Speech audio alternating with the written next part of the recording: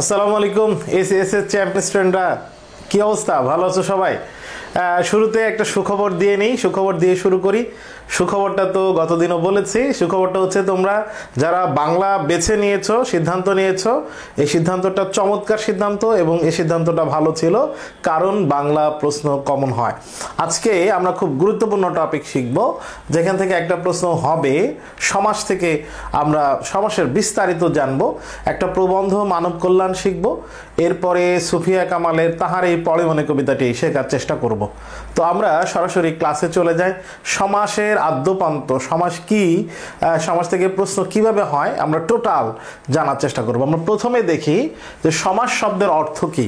এরকম প্রশ্ন বিগত বছরের প্রশ্ন দেখবা অনেকবার এসেছে, যে সমাস শব্দের অর্থ সংক্ষেপণ, সমাস শব্দের অর্থ মিলন, সমাস শব্দের অর্থ একপদীকরণ। আসলে এই কথাটা কি ঠিক আছে?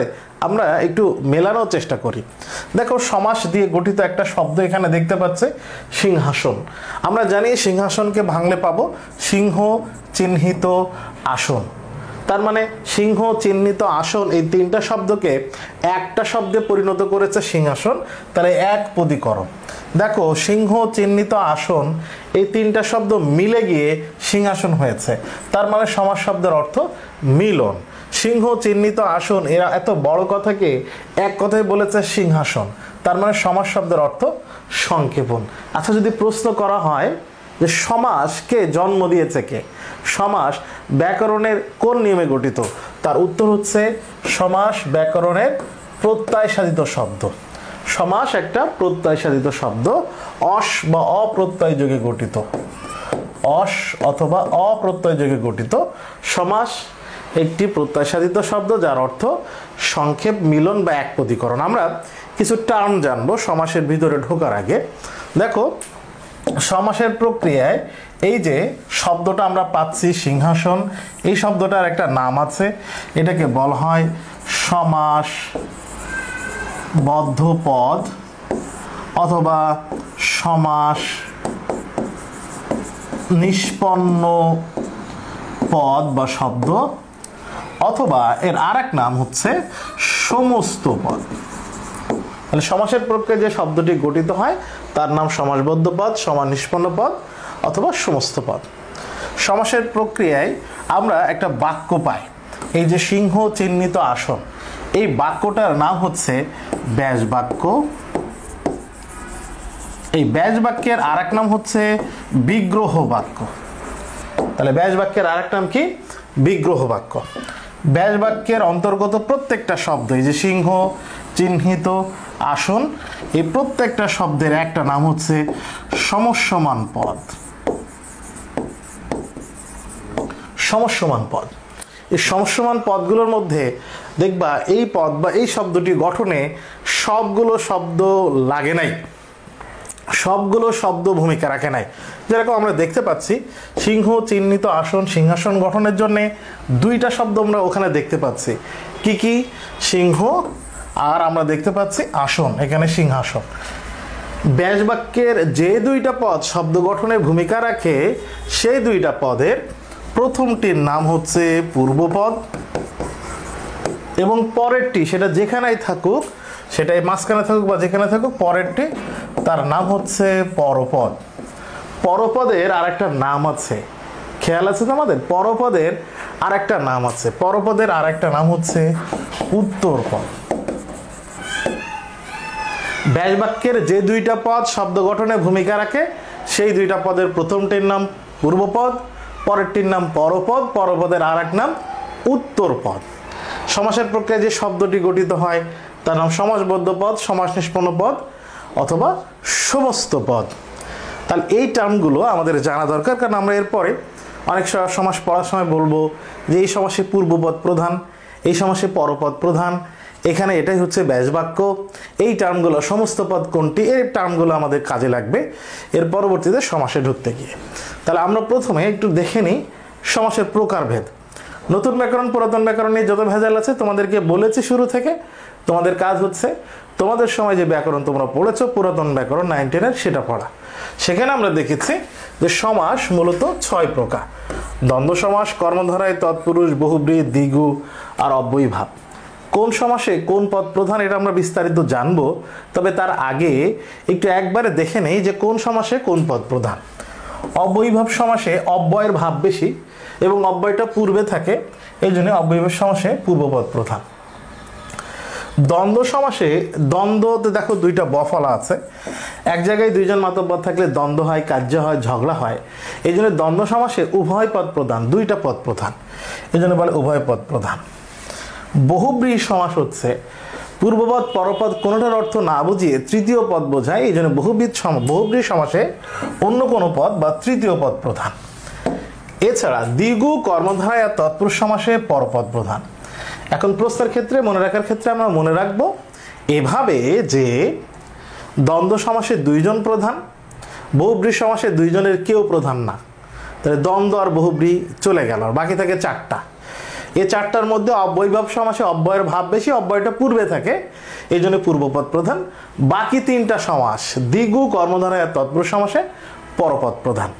আপাতত এটা আমরা মুখস্থ করে ফেলি, মুখস্থ করে রাখি, তবে বিস্তারিত আমরা জানবো যে কিভাবে কোন পদ প্রধান হয়েছে সেটা বুঝবো কি করে। আমরা এখন পর্যন্ত যা দেখেছি, সমাস ভাষাকে কি করে, সংক্ষেপ করে। সমাস নিষ্পন্ন পদটিকে কি বলে, সমাস নিষ্পন্ন পদটিকে সমস্ত পদ বলে। সমাস শব্দের অর্থ কি, সমাস শব্দের অর্থ সংক্ষেপণ।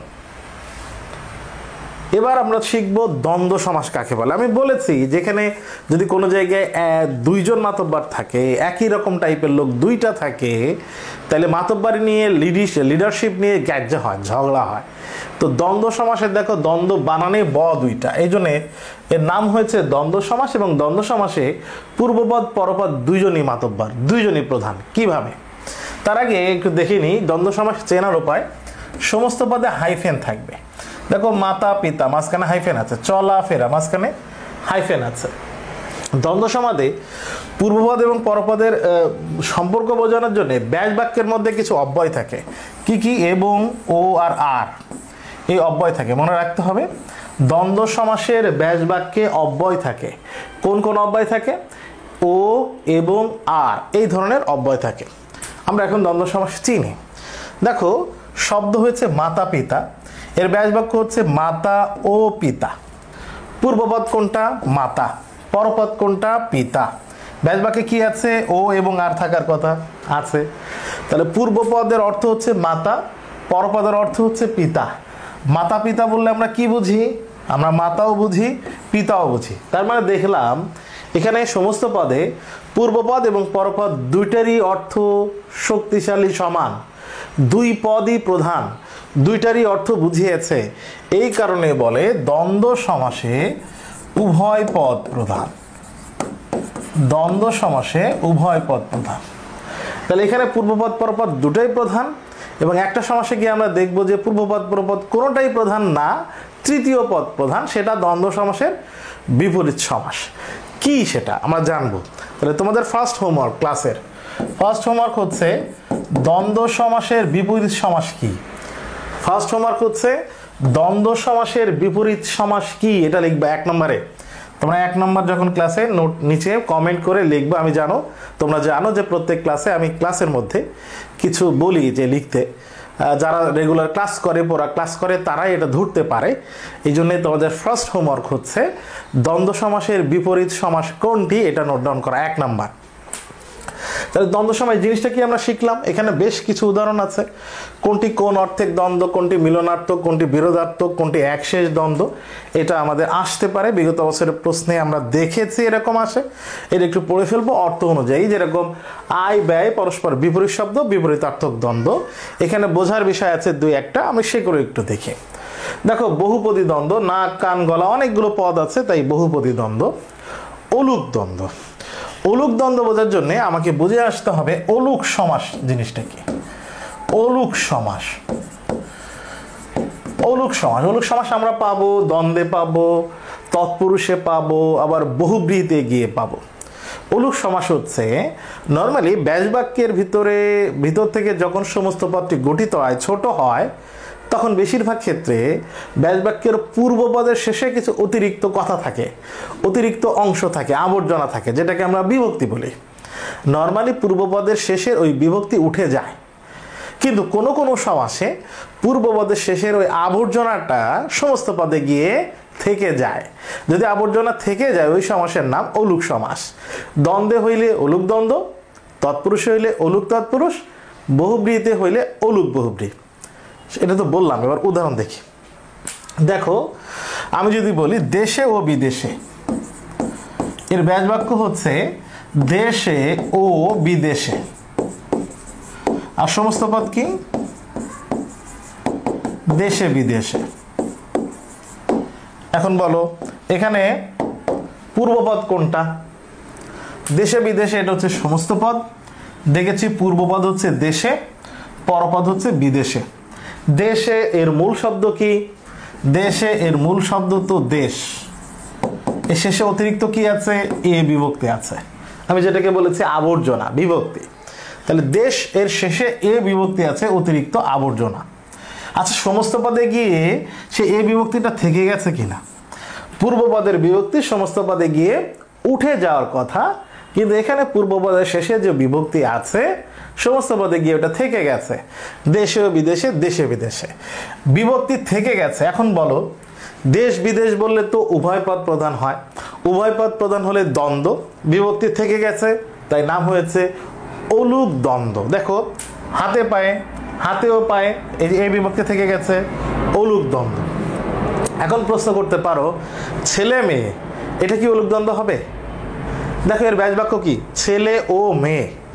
এর মূল শব্দ কি ছেল? মূল শব্দ কি ছেল? উত্তর হচ্ছে না, মূল শব্দই তো ছেলে। তার মানে এ বিভক্তি না, এ এখানে আবর্জনা না। তাহলে এখানে এটা কিন্তু আবার অলুক দ্বন্দ্ব হবে না, এটা একটু মনে রাখতে হবে। এরপর একশেষ দ্বন্দ্ব। নর্মালি ব্যাস বাক্যে যা বলেছে সমস্ত পদে যদি শব্দটা ওর মধ্যে অর্থ মিন করে, ঠিক আছে, যে শব্দটা ভিন্ন একটা শব্দ গঠিত হয়, তার নাম হচ্ছে একশেষ দ্বন্দ্ব। জায়া ও পতি দুইটা শব্দ, জায়া ও পতি শব্দটা হয়েছে কি? দম্পতি। এই দুইটা শব্দের কোনোটা সরাসরি এখানে লেখা নেই। সে ও তুমি, তোমরা, সে তুমি দুইটা শব্দ সরাসরি তুমি এখানে খুঁজে পাবা না। সে তুমি আমি তিনটা শব্দ একসাথে হয়েছে আমরা। এই তিনটা শব্দ যে যুক্ত আছে, এক শব্দ দেখা যাচ্ছে না, যদিও এখানে দেখা যাচ্ছিল হাতে পায়ে, হাতে ও পায় শব্দ দেখা যায়, কিন্তু পদ দিয়ে গঠিত হয়েছে সমস্ত পদে গিয়ে ওই শব্দটি যদি ভিন্ন একটা শব্দরূপ লাভ করে, একবারে শেষে গিয়ে যদি ভিন্ন হয়ে যায়, তখন তার নাম হচ্ছে একশেষ দ্বন্দ্ব। এখন তোমাদের একটা কমন প্রশ্ন আছে। কমন প্রশ্ন হচ্ছে, স্যার এই যে আমরা, এটা তো নিত্য সমাসে পড়েছি, একশেষ দ্বন্দ্বতেও পড়েছি, উত্তর কি দেব? 9-10 ব্যাকরণ বইয়ে আমরা দেয়া আছে নিত্য সমাস, এই জন্য আমরা মুখস্থ করব নিত্য সমাস। তাহলে তোমাদের 2 নাম্বার হোমওয়ার্ক, 2 নাম্বার হোমওয়ার্ক হচ্ছে আমরা কোন সমাস? আমি বলেছি আমরা নিত্য সমাস, তাহলে 2 নম্বর কাজ হচ্ছে আমরা কোন সমাস?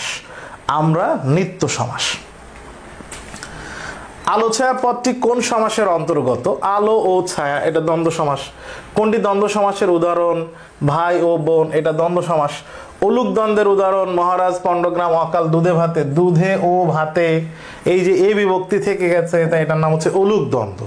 কোনটি অলুক দ্বন্দ্ব সমাস? হাতে কাটা, কলে ছাটা, হাতে খড়ি, হাতে পায়ে। হাতে কাটা, কলে ছাটা, হাতে খড়ি এটা না, হাতে ও পায়ে, এটা হচ্ছে অলুক দ্বন্দ্ব।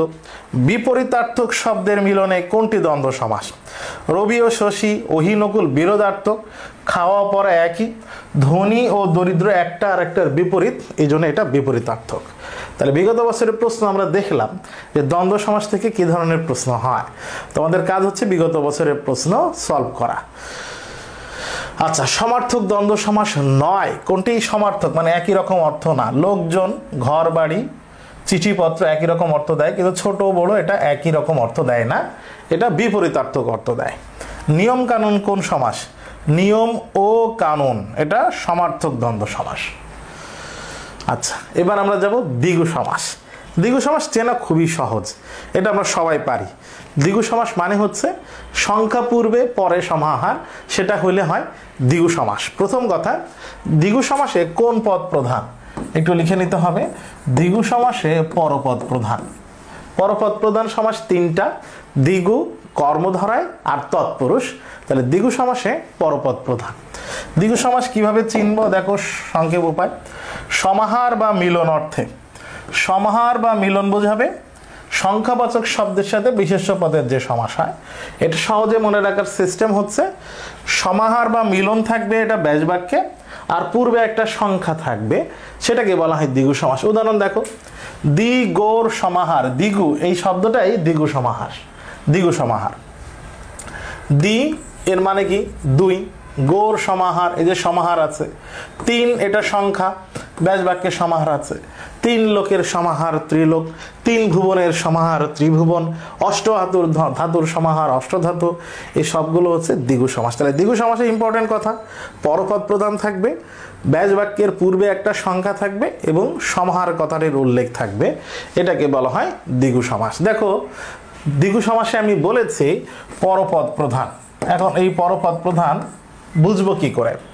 দেখো, তিন ভুবনের সমাহার ত্রিভুবন, ত্রিভুবন এই শব্দটায় তিন এটা বোঝায়, ঠিক আছে, ত্রিভুবন মানে তো ভুবন নাকি, তার মানে শব্দের অর্থে ভুবন আছে। তাহলে পূর্বপদ এবং পরপদের মধ্যে কোন পদ প্রধান? ভুবন, এই পরপদ প্রধান। অনেকে ভাবে যে পূর্বপদ ব্যাস বাক্যের শুরুতে থাকে, পরপদ ব্যাস বাক্যের শেষে থাকে, বিষয়টা এরকম না। পূর্বপদ এবং পরপদ হচ্ছে সমস্ত পদেই পাওয়া যাবে, সমস্ত পদের যে পদটি ব্যাস বাক্যের পূর্বে থাকবে সেটা পূর্বপদ, সমস্ত পদের পরের পদটি ব্যাস বাক্যের যেখানে থাকবে সেটাকে বলা হবে পরপদ, যার আর এক নাম উত্তরপদ। আমরা এখন দ্বিগু সমাস থেকে যে সমাসের পূর্বপদ সংখ্যাবাচক এবং সমস্ত পদ দ্বারা সমাহার বোঝায় তাকে কি বলে, তাকে আমরা জানি যে দ্বিগু সমাস বলে। এখানে দ্বিগু বানানটা বফলা হবে। কোনটি দ্বিগু সমাসের উদাহরণ নয়? দ্বিগু সমাসের উদাহরণ নয়। চৌরাস্তা, দশ চক্র, ত্রিভুবন দ্বিগু সমাস, কিন্তু সেতার, সেতার হচ্ছে তিন তার আছে যার, তাকে বলা হয় সেতার। সেতার হচ্ছে একটা বাদ্যযন্ত্র, তিন তার আছে যার, সেতার একটা বাদ্যযন্ত্র। তাহলে তৃতীয় পদ বোঝায় তিন তার আছে, তিন তার আছে এমন সব জিনিসকেই সেতার বলবে না, সেতার মানে নির্দিষ্ট ভিন্ন একটা অর্থ। তাহলে পূর্ব তিন সংখ্যা আর তার, তিন এবং তার কোনোটা না বুঝিয়ে সেতার একটা ভিন্ন বাদ্যযন্ত্র বুঝিয়েছে। তৃতীয় পদ যদি বোঝায় তাহলে সে সমাসের নাম আমরা জানি বহুব্রীহি সমাস। আর বহুব্রীহি সমাসের পূর্বে এরকম সংখ্যা থাকলে তাকে বলা হয় সংখ্যাবাচক বহুব্রীহি। তাহলে সেতার এটা হচ্ছে সংখ্যাবাচক বহুব্রীহি, এটা খুব ইম্পর্টেন্ট, বিগত বছরের প্রশ্নে তোমরা দেখবো অনেকবার এসছে। আচ্ছা, এরপরে আমরা যাব অব্যয়ীভাব সমাস। দেখো, অব্যয়ীভাব এই কথাটার মধ্যেই নিহিত আছে এই সমাস জিনিসটা কি। অব্যয়ীভাব তার মানে এখানে অব্যয় থাকবে, আর ভাব, আমরা ভাব মানে কি বুঝি? আমরা বলি না যে ওর ভাব বেশি, তার মানে ওর শক্তি বেশি, তার মানে ওর প্রাধান্য বেশি। যে সমাসে অব্যয়টার ভাব বেশি, অব্যয়টা বেশি পাওয়ারফুল, সেটাকে বলা হবে অব্যয়ীভাব সমাস। এখন অব্যয়টা থাকবে কোথায় সেটাই দেখার বিষয়। দেখো, আমি যদি বলি আকণ্ঠ, আকণ্ঠ, আমি বললাম কণ্ঠ, কণ্ঠ মানে গলা, কণ্ঠ মানে সুর। কিন্তু যদি বলি আমি আকণ্ঠ ভক্ষণ করেছি, ভক্ষণ করা মানে খাওয়া, আমি আকণ্ঠ ভক্ষণ করেছি, তার মানে আমি এখানে আকণ্ঠ গলা না, এখানে আকণ্ঠ মানে কণ্ঠ পর্যন্ত। তাহলে দেখো, এই আকণ্ঠ শব্দে, আকণ্ঠ শব্দে এই কণ্ঠ মানে গলা আ যুক্ত হয়ে শব্দটার অর্থ পরিবর্তন হয়ে গেছে। পরিবর্তন হয়ে কি হয়েছে? কণ্ঠ পর্যন্ত, গলা পর্যন্ত। তাহলে এই অর্থ পরিবর্তনে ভূমিকা রেখেছে কে? আ। বেশি পাওয়ারফুল কে? আ। এখন বলো, শুধু আয়ের কোনো অর্থ আছে? নাই। যেহেতু শুধু আয়ের কোনো অর্থ নাই, তাহলে আটা হচ্ছে অব্যয়। তার মানে আমরা দেখতে পাচ্ছি আকণ্ঠ শব্দের পূর্বে একটা অব্যয় আছে, অব্যয়টার ভাব বেশি। যে সমাসে অব্যয়ের ভাব বেশি তার নাম কি? অব্যয়ীভাব সমাস। খুব কমন কথা। এখন বলো, অব্যয়ীভাব সমাসে পূর্বপদ প্রধান নাকি পরপদ প্রধান? স্পষ্ট দেখতে পাচ্ছি পূর্বে অব্যয় আছে, তাহলে অব্যয়ীভাব সমাসে কোন পদ প্রধান? অব্যয়ীভাব সমাসে পূর্বপদ প্রধান, পূর্বপদ প্রধান। অব্যয়ীভাব সমাস চেনার কিছু সূত্র আছে, দুইটা সূত্র আছে। এক, এই যে উপসর্গগুলো আছে এই 7টা উপসর্গ, আর প্রাদি সমাসে প্র, পরা, অনতিকুত এরকম কয়েকটা উপসর্গ আছে। এইগুলো ছাড়া যত উপসর্গ দিয়ে গঠিত সমাস আসবে সবগুলো অব্যয়ীভাব সমাস। এই উপসর্গগুলো ছাড়া যত সমাস, যত উপসর্গ দিয়ে গঠিত শব্দ আছে সব অব্যয়ীভাব সমাস। 1 নম্বর চেনার উপায়টা খুব গুরুত্বপূর্ণ না, আমরা কোথায় গুরুত্বপূর্ণ সেটা যাচ্ছি। আরেকটা হচ্ছে যথা দিয়ে শুরু হইলে তা অব্যয়ীভাব সমাস হবে, যেরকম যথারীতি, যথাবিধি, যথা নিয়মে, যথা সময়ে, যথাক্রমে, যথাসাধ্য। যথা দিয়ে হলে সেটা অব্যয়ীভাব সমাস হবে। এখন অব্যয়ীভাব সমাস থেকে প্রশ্ন কিভাবে হয় সেটা একটু আমরা জানার চেষ্টা করি। অব্যয়ীভাব সমাস থেকে প্রশ্ন হয় এরকম যে প্রতিচ্ছা শব্দের প্রতি এই উপসর্গ বা অব্যয়টি কোন অর্থ দিয়েছে? প্রতিনিধি অর্থ। উপকূল শব্দের উপ এই অব্যয়টি কোন অর্থ দিয়েছে? সামীপ্য অর্থে। সামীপ্য মানে হচ্ছে নিকটে, কাছাকাছি। রোজ রোজ, হর রোজ, হর রোজ শব্দের হর হচ্ছে অব্যয়। প্রশ্ন হচ্ছে হর রোজ শব্দের হর কোন অর্থ দিয়েছে? বিপসা বা পৌনিপনিকতা বোঝাতে, একটার পর একটা বারবার আসা এটাকে বোঝাতে। অনুক্ষণের শব্দের অনু কোন অর্থ দিয়েছে? অনু বা পশ্চাতে বা বিপসা অর্থে দিয়েছে। কোন অর্থ দিয়েছে সেটা এখানে প্রত্যেকটা কোন অর্থ, অব্যয়টা কি এবং উপসর্গের উদাহরণ দেয়া আছে। এইটা আমরা অব্যয়ীভাব সমাস থেকেও গুরুত্বপূর্ণ এই জায়গাটা, উপসর্গের বেলায়ও এটা খুবই গুরুত্বপূর্ণ যে উপসর্গটি কোন অর্থ দিয়েছে। তোমরা বিগত বছরের প্রশ্নে দেখলে উপসর্গ এবং অব্যয়ীভাব সমাস থেকে এই প্রশ্ন দেখবে অনেক এসছে, এটা খুবই গুরুত্বপূর্ণ। তাহলে তোমাদের 3 নাম্বার হোমওয়ার্ক হচ্ছে আমি এখন যেটা বললাম তোমাদের লেখা যে অব্যয়ীভাব সমাস এবং উপসর্গ পড়ার সময় কোনটি গুরুত্বপূর্ণ তোমরা লিখবা। উপসর্গ বা অব্যয়টি কোন অর্থে ব্যবহৃত হয়েছে, তাহলে 3 নাম্বারটা হচ্ছে উপসর্গ বা অব্যয়ীভাব সমাসে কোন অর্থে যুক্ত হয় এটা পড়তে হবে। এটা লিখবা তোমাদের আজকের ক্লাসের 3 নাম্বার পয়েন্ট।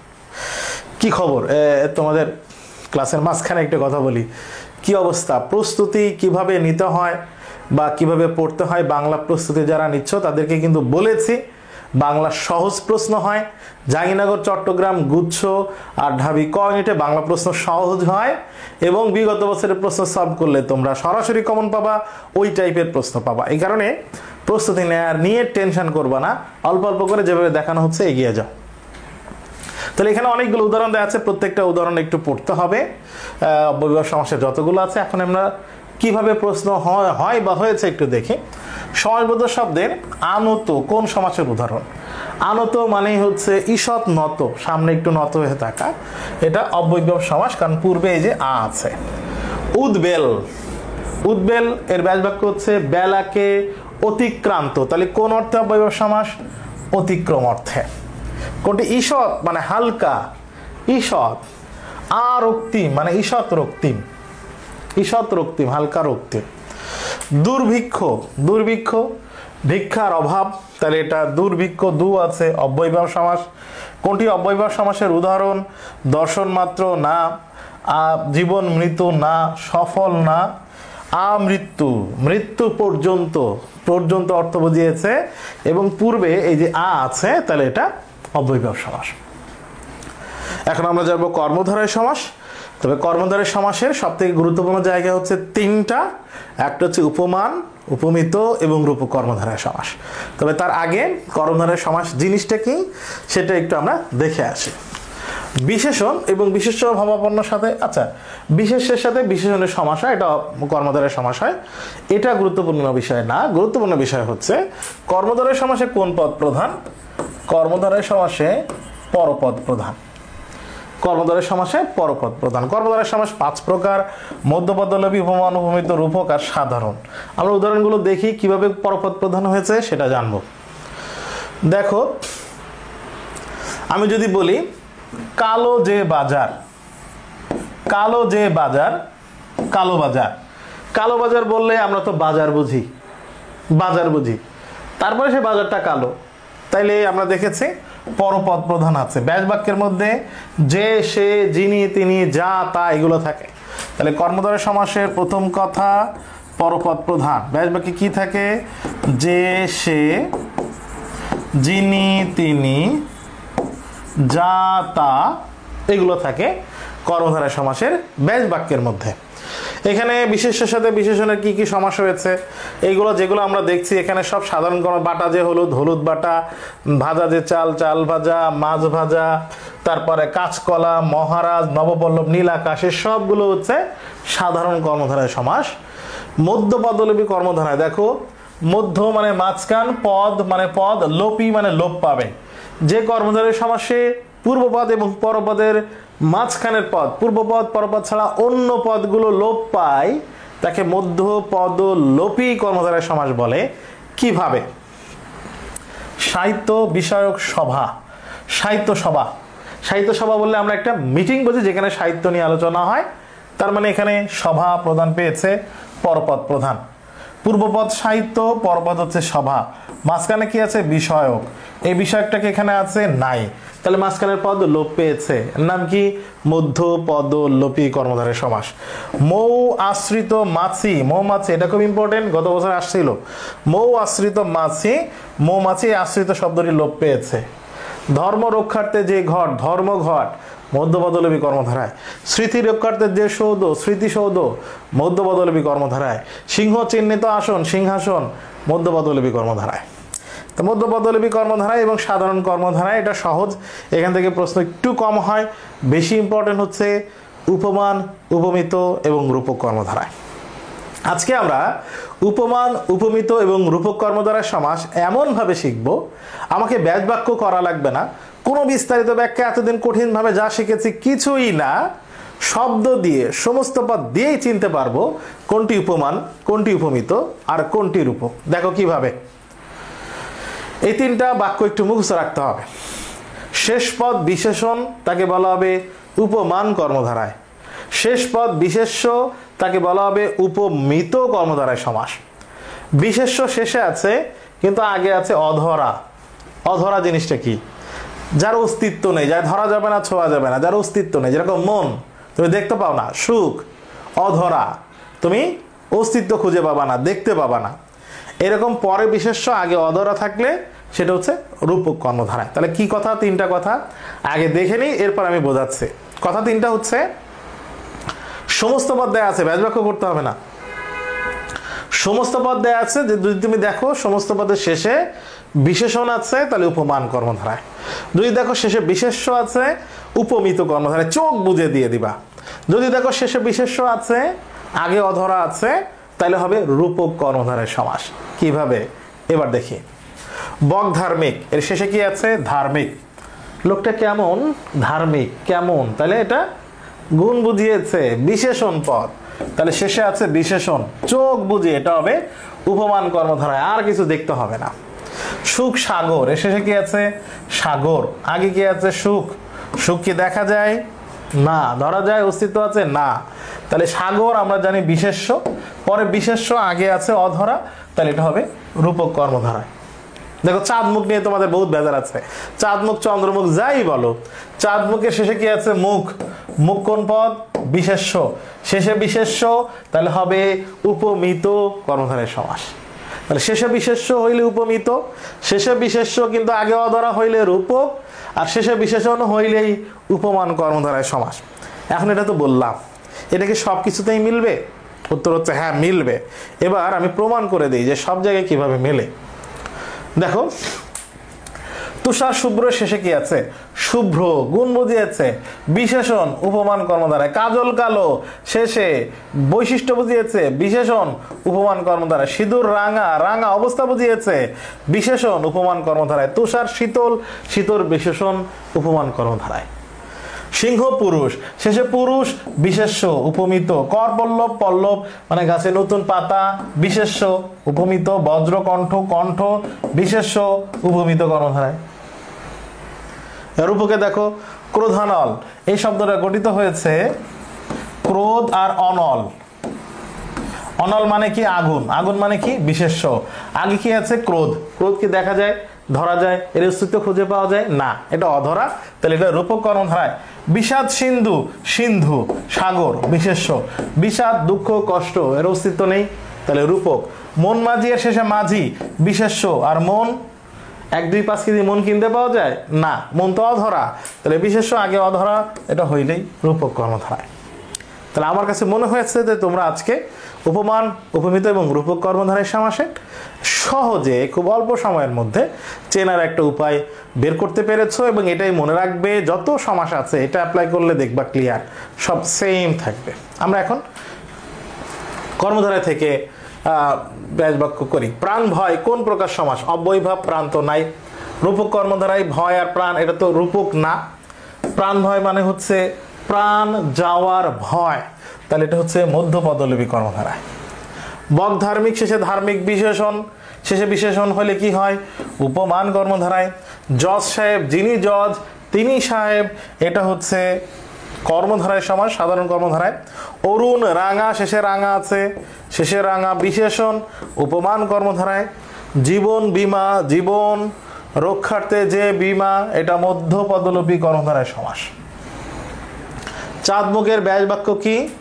চাঁদ মুখের নাই, মুখের সাথে চাঁদকে তুলনা করতেছে না, মুখকে চাঁদের সাথে তুলনা করছে, মুখকে চাঁদের সাথে তুলনা করছে, তাহলে চাঁদের মতো মুখ। উপমান শব্দের অর্থ কি? উপমান শব্দের অর্থ কি? আমরা যখন একটা জিনিসকে আর একটা জিনিসের সাথে তুলনা করব, যার সাথে তুলনা করব যেটা হচ্ছে মান, স্ট্যান্ডার্ড, ওইটা হচ্ছে উপমান। আর যাকে তুলনা করব তাকে বলা হবে উপমেয়। তার মানে আমি যদি চাঁদ মুখ, এখানে মুখকে তুলনা করছি, মুখটা আমার কাছে, মুখ হচ্ছে উপমেয়, আর চাঁদ হচ্ছে যে মান যার সাথে তুলনা করছি, চাঁদ হচ্ছে উপমান। এটা কিন্তু কর্মধারায়ের বিষয় না, দুইটা শব্দ আছে আলাদা। যখন একটা বিষয়ের সাথে আর একটা বিষয়ের তুলনা করা হয়, যাকে করা হয় তাকে বলা হয় উপমেয়, যার সাথে তুলনা করা হয় যে মানের সাথে তার নাম হচ্ছে উপমান। আচ্ছা, তাহলে এখানে উপমান শব্দের অর্থ, উপমান শব্দের অর্থ তুলনা হবে না। উপমান শব্দ কি প্রত্যক্ষ বস্তু? না, এটা তো প্রত্যক্ষ বস্তু না। সাদৃশ্য? না। তাহলে উপমান শব্দের অর্থ হচ্ছে তুলনীয় বস্তু, যার সাথে তুলনা করা হচ্ছে ওই বস্তু। নয়ন কমল এর যথার্থ ব্যাস বাক্য হচ্ছে নয়নের ন্যায় কমল, না, নয়ন কমলের ন্যায়। এটা নিচের কোনটি উপমিত কর্মধারায় সমাস? এর মুখ চন্দ্র, চাঁদ মুখ, চন্দ্রমুখের সবগুলো উপমিত কর্মধারায়। নীল যে পদ্ম, নীল পদ্ম, এটা কর্মধারায়, সাধারণ কর্মধারায়। আমরা এবার যাব তৎপুরুষ সমাসে। আমাদের পড়া হয়েছে দ্বন্দ্ব, দ্বিগু, অব্যয়ীভাব এবং কর্মধারায়, বাকি আছে দুইটা, তৎপুরুষ আর বহুব্রী। এছাড়া দু একটা অপ্রধান সমাস, নিত্য এবং প্রাদি, এই দুইটা আমরা জানব। প্রথমে যাই তৎপুরুষ সমাস। প্রথম কথা আমরা বের করার চেষ্টা করব যে তৎপুরুষ সমাসে কোন পদ প্রধান। তৎপুরুষ সমাসে পরপদ প্রধান। তৎপুরুষ সমাসে পরপদ প্রধান কিভাবে বুঝবো? দেখো, মন দিয়ে গড়া, এর সমস্ত পদ কি? মন গড়া। মন দিয়ে গড়া, মন গড়া। মন গড়া বললে আমরা গড়া বুঝি নাকি মন বুঝি? মন গড়া বলতে এই শব্দের অর্থ মনকে তৈরি করা বুঝি। তার মানে পূর্বপদ এবং পরপদের মধ্যে কোন পদ প্রধান? পরপদ প্রধান। দুইটা পয়েন্ট, দুইটা শর্ত ফুলফিল করলে, দুইটা শর্ত, দুইটা কন্ডিশন যদি ফুলফিল করে, সেটাকে আমরা তৎপুরুষ সমাস বলবো। 1 নাম্বার পরপদ প্রধান হবে, 2 নাম্বার হচ্ছে পূর্বপদের বিভক্তি লোপ পাবে। দেখো, মন দিয়ে, এখানে মনের শেষে দিয়ে আছে, দ্বারা দিয়া, এটা হচ্ছে তৃতীয়া বিভক্তি। এখানে কি সে দিয়েটা আছে? না। তাহলে পূর্বপদের শেষের বিভক্তিটা লোপ পেয়েছে, 1 নম্বর শর্ত। পরপদ প্রধান হয়েছে, তাহলে সেটার নাম হচ্ছে তৎপুরুষ সমাস। তাহলে তৎপুরুষ সমাসে পূর্বপদের বিভক্তি লোপ পায়, পরপদের অর্থ প্রধান হয়। জল দ্বারা সেচন, দ্বারা লোপ পেয়েছে। দেখো, দুঃখকে প্রাপ্ত, দুঃখপ্রাপ্ত। দুঃখপ্রাপ্ত শব্দের অর্থ কি? দুঃখ পাওয়া, নাকি দুঃখপ্রাপ্ত শব্দের অর্থ শুধু দুঃখ? না, তাহলে দুঃখপ্রাপ্ত মানে দুঃখ পাওয়া। তার মানে এখানে পরপদের অর্থ এখানে আমরা দেখতে পাচ্ছি। পূর্বপদের মূল শব্দ দুঃখ, শেষের কে বিভক্তিটা এখানে আছে? না। তাহলে বিভক্তি লোপ পেয়েছে, পরপদের অর্থ প্রদান হয়েছে, সেটা হচ্ছে তৎপুরুষ সমাস। তৎপুরুষ সমাসের অনেকগুলো উদাহরণ আছে। কে রে এই লোপ পায় যদি, এটার নাম হচ্ছে দ্বিতীয় তৎপুরুষ, এই উদাহরণগুলো আছে। আর একটা অর্থে দ্বিতীয় তৎপুরুষ হয়, সেটা হচ্ছে যদি ব্যাপিয়া বা ব্যাপ্তি হয়। ব্যাপিয়া বা ব্যাপ্তি মানে ধরে, যেরকম চিরসুখী, চিরকাল ব্যাপিয়া সুখী, চিরসুখী, এরকম ব্যাপিয়া বা ব্যাপ্ত বোঝালেও দ্বিতীয় তৎপুরুষ সমাস হবে। তাহলে কে রে লোপ পাইলে আর ব্যাপ্তি বোঝালে দ্বিতীয়া, দ্বারা দেয়া কর্তৃক লোপ পাইলে তৃতীয়া, উনহীন শূন্য এগুলো যদি বোঝায় তাও তৃতীয়া। এটা একটু দেখবা, কারণ যেহেতু তোমরা বিভক্তি পারো আমি একটু দ্রুত যাব।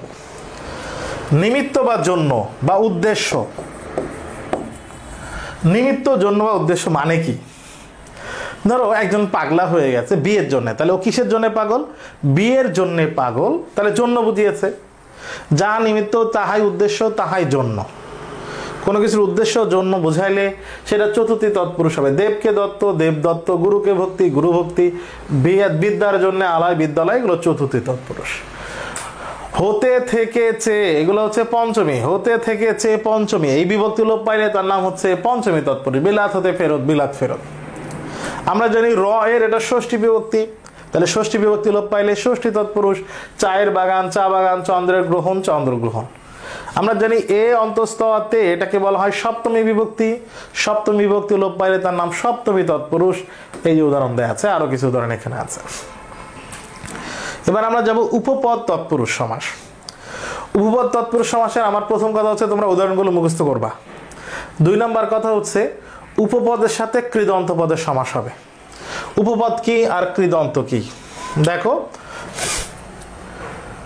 সত্য বলে যে, সত্য একটা বিশেষ্য, আর বলে এটা হচ্ছে বল যুক্ত এ প্রত্যয় যুক্ত যে গঠিত হয়েছে, তার মানে এটা হচ্ছে কৃত প্রত্যয়, তার মানে এটা হচ্ছে কৃদন্ত শব্দ। আর এই সত্য এটা একটা বিশেষ্য। কৃদন্ত পদের পূর্বে উপপদ তৎপুরুষ সমাস। উপপদ তৎপুরুষ সমাসের তোমাদের প্রথম কাজ হচ্ছে উপপদ তৎপুরুষ সমাসের উদাহরণগুলো মুখস্থ করে ফেলা। এরপর উপপদ তৎপুরুষ সমাস চেনার জন্য 2 ধরনের ওয়ে আছে। প্রথমে শর্টকাট ওয়েটা একটু বলে নিই। শর্টকাট হচ্ছে উপপদ তৎপুরুষ সমাসে তুমি এক কথায় প্রকাশের মতো কিছু বাক্য পাবে, যেরকম সত্যবাদী এর সত্য কথা বলে যে, আমরা যখন এক কথায় প্রকাশ পড়ি তখন এরকম বাক্য পড়ি। জল জল দেয় যে, কুম্ভকর কুম্ভ করে যে, বর্ণচরা বর্ণ লোকাই যে। এটা হচ্ছে প্রথম কথা, এক কথা প্রকাশের মতো এরকম ব্যাস বাক্য পাওয়া যাবে। ব্যাস বাক্যের মধ্যে তুমি একটা বিশেষ্য পাবা, বিশেষ্য পরে একটা ক্রিয়াপদ বা কৃত প্রত্যয় দিয়ে গঠিত শব্দ পাবা। দেখো আমরা এখানে বলেছি সত্য বলে যে, এটা হয়। আর একটা বিষয় হচ্ছে সমস্ত পদে গিয়ে একটা উপপদ আর একটা কৃদন্ত পদ কেমনে হয়। দেখো সত্যবাদী, এর সত্য এটা একটা বিশেষ্য, আর বাদী এই শব্দটি গঠিত হয়েছে বাদ মানে কথা, ই প্রত্যয় যুক্ত হয়, তার মানে এই শব্দটা একটি কৃদন্ত শব্দ। এটা একটা কৃদন্ত শব্দ। কৃদন্ত শব্দ মানে কি? কৃদন্ত শব্দ মানে কৃত প্রত্যয় দিয়ে গঠিত শব্দ। কৃত প্রত্যয় দিয়ে গঠিত শব্দের পূর্বে যদি বিশেষ্য থাকে ওইটাকে বলা হয় উপপদ। উপপদ একটা উপপদ আর একটা কৃদন্ত পদ। সত্য আর বাদী, সত্য হচ্ছে বিশেষ্য মানে উপপদ, আর বাদী হচ্ছে কৃত প্রত্যয় দিয়ে গঠিত শব্দ মানে কৃদন্ত শব্দ। কৃদন্ত শব্দের সাথে উপপদের যে সমাস হয় তার নাম উপপদ তৎপুরুষ সমাস। পকেট মার, পকেট মারে যে, এখানকার পকেট হচ্ছে বিশেষ্য, আর মার, মার শব্দটি গঠিত হয়েছে মার যুক্ত অপ্রত্যয় যুক্ত হয়ে, এটা কৃত প্রত্যয় দিয়ে গঠিত শব্দ। কৃত প্রত্যয় দিয়ে গঠিত শব্দের নাম কৃদন্ত শব্দ। পূর্বে আছে পকেট একটা বিশেষ্য, কৃদন্ত পদের পূর্বে বিশেষ্য থাকলে তার নাম উপপদ। উপপদের সাথে কৃদন্ত পদের যে সমাস হয় তার নাম উপপদ তৎপুরুষ সমাস। তাহলে উপপদ তৎপুরুষ সমাসের উদাহরণগুলো আমরা মুখস্থ করব, এক কথা প্রকাশের মতো বাক্য হয়ে থাকে। নন তৎপুরুষ সমাস, যে তৎপুরুষ সমাসের পূর্বে না থাকবে, আকাল না, আ দিয়ে না বুঝিয়েছে, অনেক, ন দিয়ে না বুঝাইছে, যদি ব্যাস বাক্যে না, নেই, ন, না এগুলো থাকে তাহলে সেই তৎপুরুষের সমাসের নাম নন তৎপুরুষ সমাস। অলুক তৎপুরুষ আমরা আগে শিখেছি। অলুক সমাস, অলুক সমাস কি মনে আছে? ব্যাস বাক্যে পূর্ব পদের বিভক্তি সমস্ত পদে থেকে যাবে। কিভাবে? দেখো, মামার বাড়ি এটা হচ্ছে সমস্ত পদ। ব্যাস বাক্য কি? মামার বাড়ি। পূর্বপদ কোনটা? মামার। মূল শব্দ কি? মামা। শেষে র বিভক্তি ওকে, বিভক্তি, এই বিভক্তিটা এখানে থেকে গেছে। পূর্বপদের বিভক্তি সমস্ত পদে থেকে গেলে তার নাম অলুক সমাস। এটা অলুক তৎপুরুষ কেমনে হইল? মামার বাড়ি বললে আমরা মামা বুঝি নাকি বাড়ি বুঝি? আমরা বাড়ি বুঝি। তার মানে পরপদ প্রধান কোন সমাস? তৎপুরুষ সমাসে বিভক্তি থেকে গেছে, তার নাম কি হবে? অলুক তৎপুরুষ সমাস। অলুক তৎপুরুষ সমাসে বিভক্তি লোপ পাবে না। আচ্ছা, আমরা এখন যাব বহুব্রীহি সমাস। বহুব্রীহি সমাস বোঝানোর সময় আমি একটা কথা বলি এরকম, যে দ্বন্দ্ব সমাসে মা বাবা দুইজনই প্রধান ছিল, আর বহুব্রীহি সমাসে মা বাবা কারো কথা না, ভিন্ন কোনো পদ প্রধান। এই জন্যে আমি একটা কথা বলি, বা ছেলেরা বা পুরুষরা বিয়ের আগে বাবা যা বলে তাই শোনে, মা যা বলে তাই শোনে। বিয়ের পরে কার কথা শোনে? বাপের কথাও শোনে না, মার কথাও শোনে না, পরের বাড়ির যে স্ত্রী, যে ওয়াইফ, তার কথা শোনে। তাহলে তৃতীয় কোনো ব্যক্তি তখন প্রধান হয়ে যায়, বাবা এবং মা অপ্রধান হয়ে যায়, কেউ প্রধান হয় না। এটাই হচ্ছে বহুব্রীহি সমাস। দেখো কিভাবে বহুব্রীহি, এই শব্দটাই আবার বহুব্রীহি সমাস দিয়ে গঠিত। কেমনে? বহু মানে হচ্ছে অনেক, আর ব্রীহি মানে হচ্ছে ধান। তাহলে পূর্বপদের অর্থ হচ্ছে অনেক, পরপদের অর্থ হচ্ছে ধান। বহুব্রীহি আছে যার, এই বহুব্রীহি মানে, এই বহুব্রীহি শব্দটার অর্থ হচ্ছে কৃষক। তাহলে সমস্ত পদটির অর্থ কৃষক, কিন্তু পূর্বপদের অর্থ অনেক, পরপদের অর্থ ধান। পূর্বপদ পরপদ কোনটির অর্থ না বুঝিয়ে তৃতীয় অর্থ দিয়েছে, তৃতীয় পদ প্রধান হয়েছে। তাহলে এই সমাসের নাম কি? বহুব্রীহি সমাস। তাহলে বহুব্রীহি সমাসে কোন পদ প্রধান? বহুব্রীহি সমাসে তৃতীয় পদ প্রধান। বহুব্রীহি সমাসে ব্যাস বাক্যে কি থাকে? যার, যাহার, এগুলা থাকে। কোন সমাসে? বহুব্রীহি সমাস। বহুব্রীহি সমাসে কিছু প্রকার আছে, 8 প্রকার। এই 8 প্রকার কয়টা প্রকার এটা ইম্পর্টেন্ট। এর মধ্যে ব্যতিহার বহুব্রীহি, সংখ্যাবাচক বহুব্রীহি, এগুলো আমরা দেখব। এরপর অলুক বহুব্রীহি, এগুলো আমরা দেখব। তবে বহুব্রীহির প্রকার ভেদে থেকে বেশি গুরুত্বপূর্ণ হচ্ছে সমাসের নাম। এটা বহুব্রীহি সমাস চিনতে পারা। তবে আমরা সবগুলো একটু দেখি। সমানাধিকরণ বহুব্রীহি। সমানাধিকরণে একটা বিশেষণ থাকবে, একটা বিশেষ্য থাকবে। যেরকম নীলকণ্ঠ, কণ্ঠ হচ্ছে বিশেষ্য আর নীল হচ্ছে বিশেষণ। তাহলে সমস্ত পদের একটা বিশেষণ, একটা বিশেষ্য হলে সমানাধিকরণ। দুইটাই যদি বিশেষ্য হয় তাহলে ব্যাধিকরণ। যেন 80 আর 20, 20 তো 20 বিশেষ্য, আর 80 মানে হচ্ছে দাঁত, তাহলে দুইটাই বিশেষ্য, এটা হলে ব্যাধিকরণ। ব্যতিহার, ব্যতিহার জিনিসটা কি? ক্রিয়ার পারস্পরিকতা হলে ব্যতিহার হয়, ক্রিয়ার পারস্পরিকতা হলে ব্যতিহার হয়। এখন ক্রিয়ার পারস্পরিকতা মানে কি? ক্রিয়ার পারস্পরিকতা মানে একটা ক্রিয়া একাধিক কর্তা করছে এমন বোঝালে সেটাকে বলা হয় ক্রিয়ার পারস্পরিকতা। দেখো মেয়েদের মারামারি যদি হয়, হাতে লাঠি টাঠি থাকলেও মেয়েরা দেখবা মারামারি করতে এক পর্যায়ে গিয়ে চুল ধরে টানাটানি করে। মেয়েদের এই মারামারিকে বলা হয় চুলাচুলি। ক্রিয়া একটা, চুল ধরে টানাটানি করছে একাধিক মেয়ে, একাধিক কর্তা। এই চুলে চুলে যে লড়াই তাকে বলা হয় চুলাচুলি। কানে কানে কথা, একটা ক্রিয়া করছে একাধিক কর্তা। হাতাহাতি, হাতে হাতের লড়াই একাধিক কর্তা করছে। এরকম হাতাহাতি, কানাকানি, চুলাচুলি, মারামারি, লাঠালাঠি, এই সবগুলোকে বলা হবে ব্যতিহার বহুব্রীহি সমাস। মাঝখানের পদ যদি লোপ পায় সেটাকে বলা হবে মধ্যপদলোপী। বিড়াল চোখের ন্যায় যে চোখ যে নারীর, বিড়াল চোখী, তার বিড়াল আর চোখ ছাড়া এই পদগুলো লোপ পেয়েছে, বিড়াল আর চোখ ছাড়া এই পদগুলো লোপ পেয়েছে। মাঝখানের পদ লোপ পেলে তাকে বলা হবে মধ্যপদলোপী বহুব্রীহি সমাস। আচ্ছা, এখানে একটা মনে রাখতে হবে, সেটা হচ্ছে গায়ে হলুদ দেওয়া হয় যে অনুষ্ঠানে, এটা এখানে মধ্যপদলোপী কর্মধারয় হবে না, এটা অলুক বহুব্রীহি হবে। কেমনে দেখো, মাথায় পাগড়ি যার, ব্যাস বাক্যে যার আছে, বহুব্রীহি সমাসে থাকে। মাথায় পাগড়ি, এটা হচ্ছে সমস্ত পদ। পূর্বপদ কোনটা? মাথায়। পরপদ কোনটা? পাগড়ি। অন্তস্থ বিভক্তি, এই বিভক্তি থেকে গেছে কিনা? বিভক্তি থেকে যাওয়ার নাম অলুক। এখন এটা বহুব্রীহি কেমনে হইল? মাথা মানে মাথা, পাগড়ি মানে জানি আমরা টুপি, কিন্তু মাথায় পাগড়ি এই শব্দটির অর্থ হচ্ছে বর। মাথায় পাগড়ি শব্দটির অর্থ হচ্ছে বর। তাহলে পূর্বপদ পরপদ কোনোটা না বুঝে তৃতীয় অর্থ দিয়েছে বহুব্রীহি, বিভক্তি থেকে গেছে, তার নাম হচ্ছে অলুক বহুব্রীহি। ঠিক এভাবে বিভক্তি থেকে যাওয়া সমাসের নাম অলুক বহুব্রীহি। যে বহুব্রীহি সমাসে পূর্বে না থাকে, না, নেই, নেই এগুলো থাকলে তাকে বলা হয় নন বহুব্রীহি সমাস। এর পাশে দেখো প্রত্যয়ন্ত বহুব্রীহি। এই তিনটা প্রত্যয় যে বহুব্রীহি সমাসের শেষে থাকবে, একদিকে চোখ যার এক চোখা আ আছে, ঘরের দিকে মুখ যার ও আছে, এই প্রত্যয় তিনটা শেষে থাকলে তার নাম প্রত্যয়ন্ত বহুব্রীহি। সংখ্যাবাচক বহুব্রীহি, সংখ্যা থাকবে পূর্বে। দেখো সে মানে তিন, তিন তার আছে যে যন্ত্রে তাকে বলা হয় সেতার। সেতার একটা বাদ্যযন্ত্র, তাহলে এটা তৃতীয় পদ বোঝানো, তৃতীয় অর্থ দেওয়ার কারণে এটা বহুব্রীহি হয়েছে। আর পূর্বে সে বা তিন আছে, পূর্বে সংখ্যা এবং ব্যাসবাক্যে যে বা যার থাকলো, শব্দটি যারা তৃতীয় অর্থ বোঝায় তাহলে সেটার নাম হচ্ছে সংখ্যাবাচক বহুব্রীহি। চৌ মানে চার, সংখ্যা আছে, চাল যে ঘরের, চৌচালা। চৌচালা বললে এমন একটা ঘর বোঝায় যার চারটা চাল আছে, তাইলে এটা চারটা চালের ঘর বোঝায়। পূর্বে সংখ্যা পরপদ আছে কিন্তু তৃতীয় অর্থ দিয়েছে, তৃতীয় অর্থ দিলে তার নাম বহুব্রীহি। যে বহুব্রীহি সমাসের পূর্বে সংখ্যা থাকবে তাকে বলা হবে সংখ্যাবাচক বহুব্রীহি। আচ্ছা, এরপরে আমরা সব সমাস শিখেছি, এখন অপ্রধান দুইটা সমাস শিখব। প্রথমে শিখব নিত্য সমাস। নিত্য সমাস চেনার জন্য এই দুইটা পয়েন্ট ভালো করে খেয়াল করলে হবে।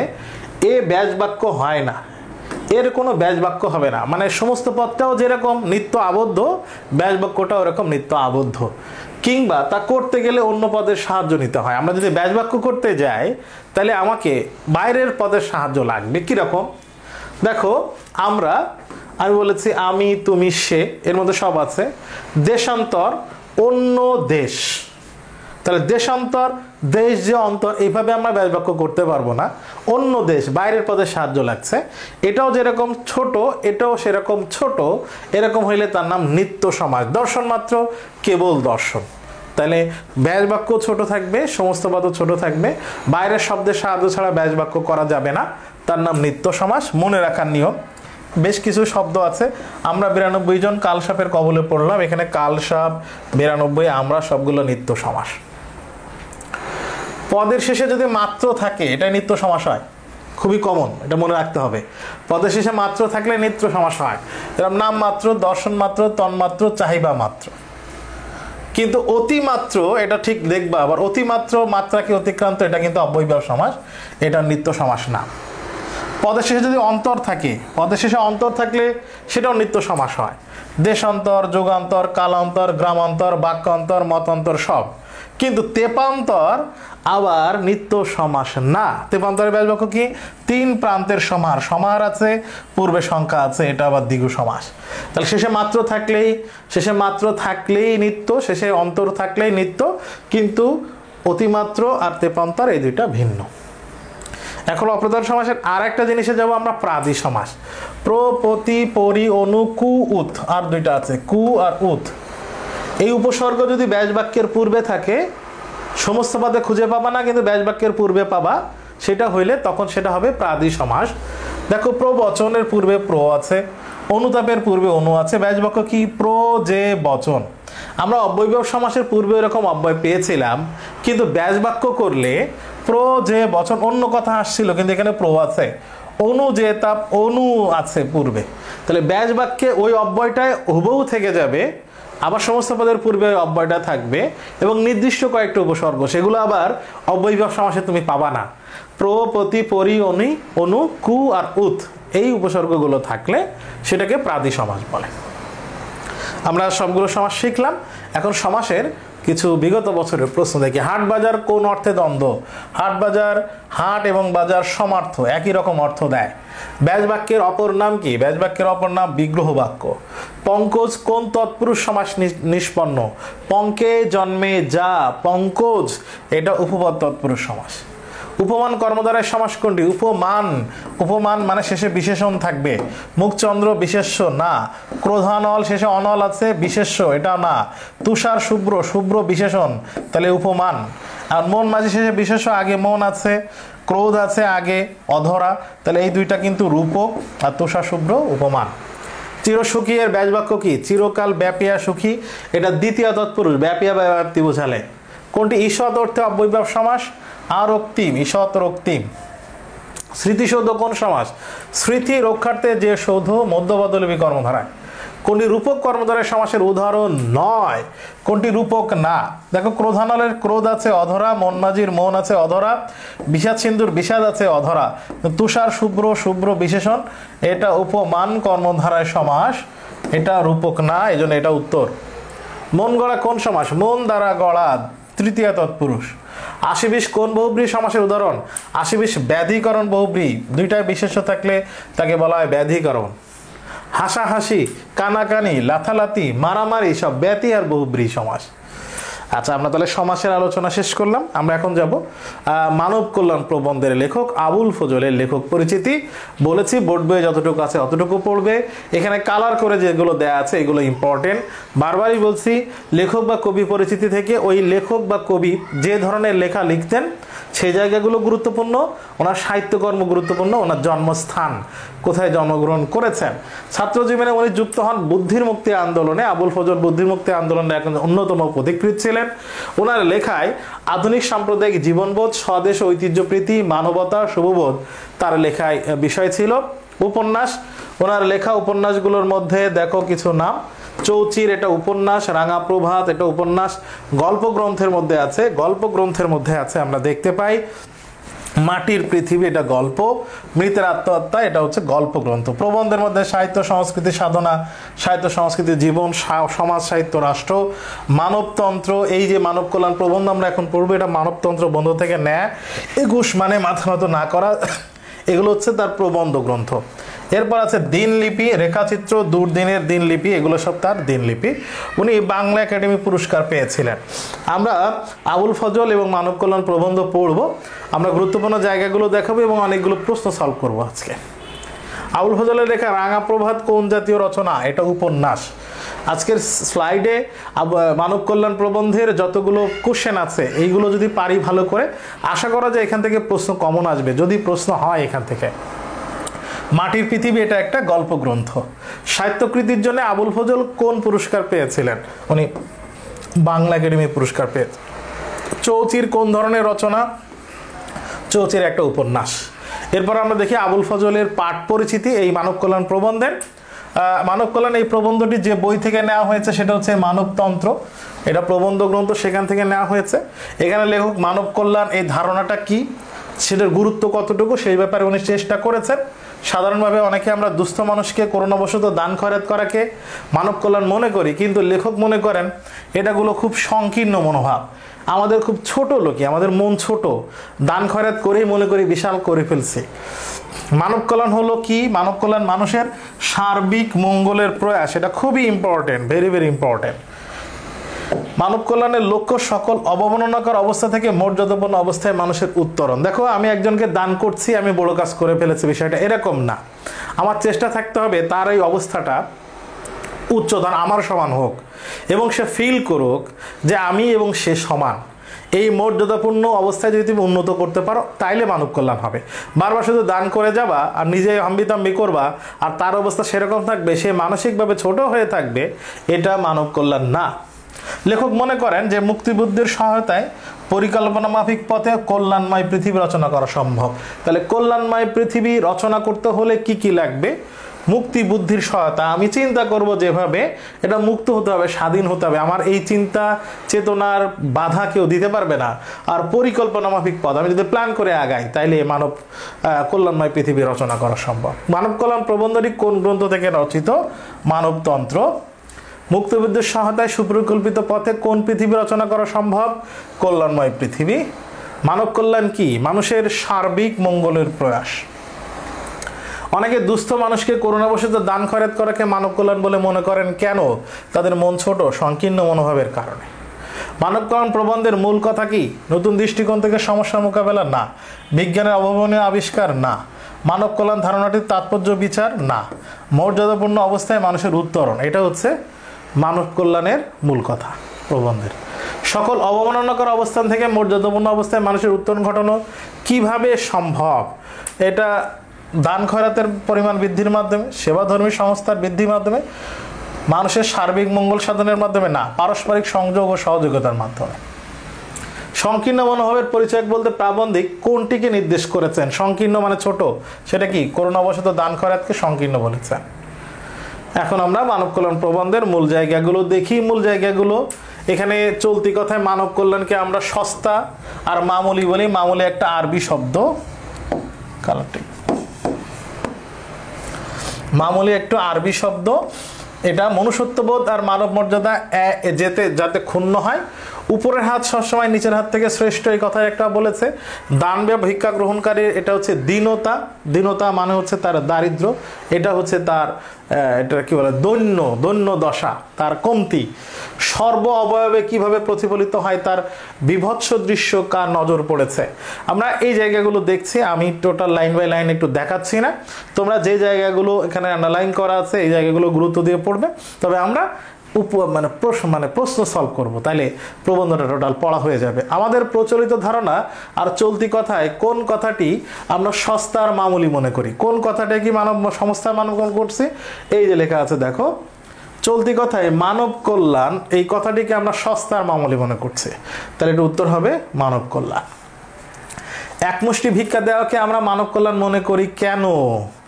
এক মুষ্টি সামান্য একটু ভিক্ষা দিলাম, এটা আমরা মানব কল্যাণ মনে করি কারণ আমাদের উপলব্ধিহীনতার কারণে, আমরা আসলে বুঝি না, আমাদের বুঝতে পারা রিয়েলাইজেশনের অভাব আছে। তাই কোন কাজ মনুষ্যত্ববোধ ও মানব মর্যাদাকে ক্ষুণ্ণ করে? কোন কাজটা মনুষ্যত্ব হিসেবে এবং মানব মর্যাদাকে নিচু করে? কোন কাজ? ভিক্ষা প্রদান করা, অন্যকে সাহায্য সহযোগিতা করা, এটা তো পজিটিভ কাজ, এটা উত্তর হইতেছে না। অপরের ব্যথায় ব্যথিত হওয়া, না। মানব সেবায় নিয়োজিত হওয়া, না। ভিক্ষা প্রদান করা মনুষ্যত্ববোধ ও মানব মর্যাদাকে ক্ষুণ্ণ করে। ভিক্ষা গ্রহণকারীর দীনতা কোথায় প্রতিফলিত হয়? সর্ব অবয়বে প্রতিফলিত হয়। ভিক্ষা গ্রহণকারীর দীনতার প্রতিফলিত অবস্থাকে লেখক কি বলে অভিহিত করেছেন? এখানে বলেছেন বিভৎস। মনুষ্যত্ব আর মানব মর্যাদার দিক থেকে অনুগ্রহকারী আর অনুগৃহীতের মধ্যে পার্থক্য কেমন? পার্থক্য হচ্ছে আকাশ পাতাল। কোনটি জাতির যৌথ জীবন আর যৌথ চেতনার প্রতীক? এটা হচ্ছে রাষ্ট্র জাতির যৌথ জীবন, যৌথ চেতনার প্রতীক। পরের অংশটাকে দেখছি যে জাতিকে যদি আত্মমর্যাদা সম্পন্ন করে তোলা ও রাষ্ট্রের একটা বৃহত্তর দায়িত্ব, জাতিকে আত্মমর্যাদা সম্পন্ন করা। হাত পাতা আর চাটুকারিতাকে যদি আমরা প্রশ্রয় দিই তাহলে আত্মমর্যাদা সম্পন্ন নাগরিক আমরা তৈরি করতে পারবো না। যদি হাত পাতাকে চাটুকারিতাকে প্রশ্রয় দিই, অন্য দেশের দিকে তাকায় থাকবো, অন্য দেশকে তেল মারবো, তাইলে আমাদের দেশ চলবে। এটা হইলে আমাদের দেশটাও আগাতে পারবে না, নাগরিকও আত্মমর্যাদা সম্পন্ন নাগরিক তৈরি হবে না। মনুষ্যত্বের অবমাননা যে ক্রিয়াকর্মের অবশ্যম্ভাবী পরিণতি।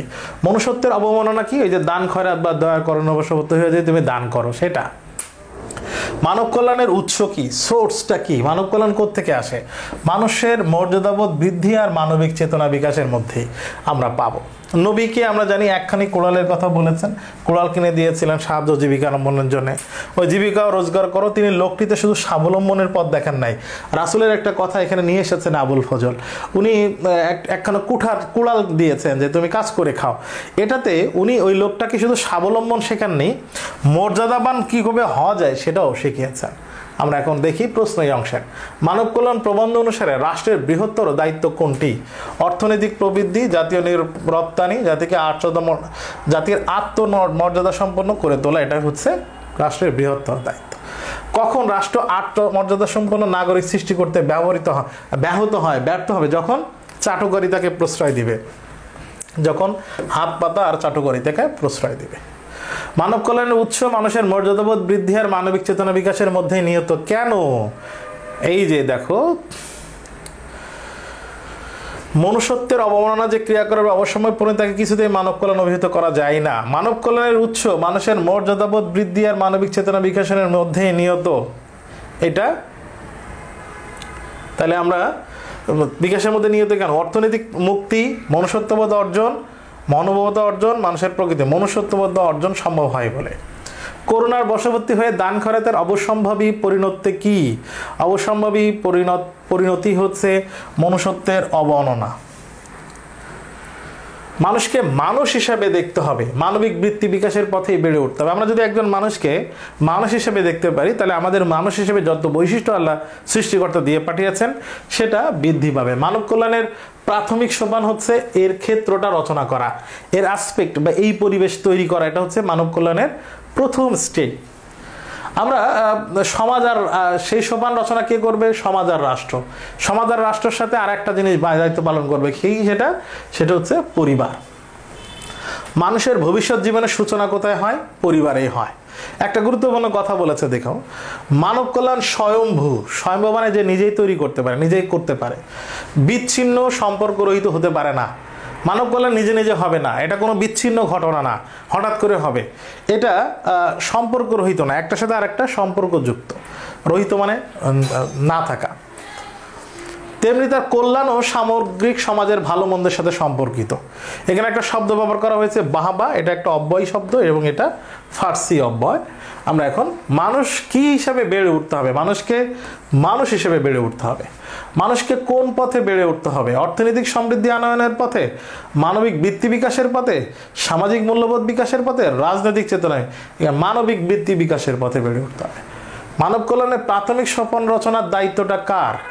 তিনটা: সমাজ, রাষ্ট্র আর পরিবার। এখানে আমরা তিনটা জিনিস দেখেছি, সমাজ, রাষ্ট্র আর পরিবার। তাহলে এখন দেখি পরিবার, সমাজ আর রাষ্ট্র।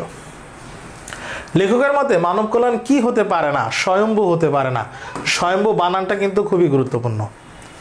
প্রতিটি মানুষের কল্যাণ কিসের সাথে সম্পর্কিত? সমাজের ভালো মন্দের সাথে। কথা হচ্ছে মানুষের মনুষ্যত্বকে বাদ দিয়ে, আমরা যদি মানুষের মনুষ্যত্বকে না গুরুত্ব দিয়ে শুধু তার অস্তিত্ব, মনে করে এক জায়গায় অনেক লোক হইল, অনেক লোক এসে আমি দান খরচ করতেছি, বিশাল লাইন দিচ্ছে, আমি দেখাচ্ছি যে কতজন মানুষকে আমি শুধু দান করছি, এইটা দিয়ে আসলে মানব কল্যাণ কোনো ফলপ্রসূ হইতে পারবে না।